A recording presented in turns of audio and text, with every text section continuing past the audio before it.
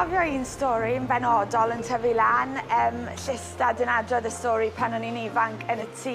Oedd e wedi chwarae rygbi, nid i lefel proffesiynol, ond chwaraeodd e ambell i gêm i gastell nedd. Ond cyn hynny, oedd e'n chwarae i goleg Morgannwg.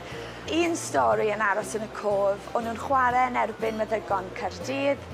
Meddygon Caerdydd yn ymosod mewn rhyw sgarmau symudol, a un chwaraewyr yn gwahanu hun o'r sgarmau, sy'n mynd i sgori, a'n llysdad yn mynd mewn gyda affon o tacl cryf, ac yn llorio'r boi yma.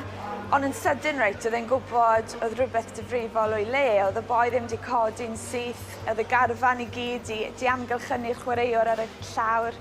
Yn amlwg, mewn lot o boen, so oedd yn llysdad di mynd draw, a oedd wedi codi wyneb a un llaw yn cyfro un llygedyn, a yn y llaw arall oedd pelen llygad eyeball.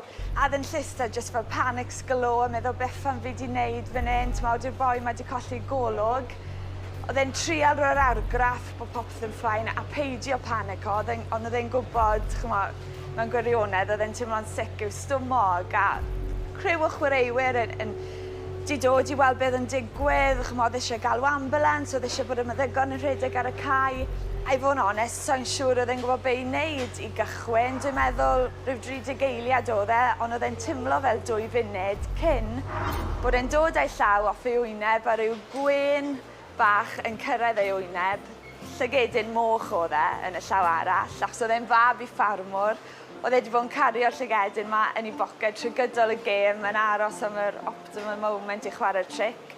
Oedd yn llysdad i troi rownd, y tîm i gyd mewn ar y joc yn chwerthin, ond yr unig cysur, dath y dyfarnwr draw, llaw yn ei boced, carden coch, off y cae.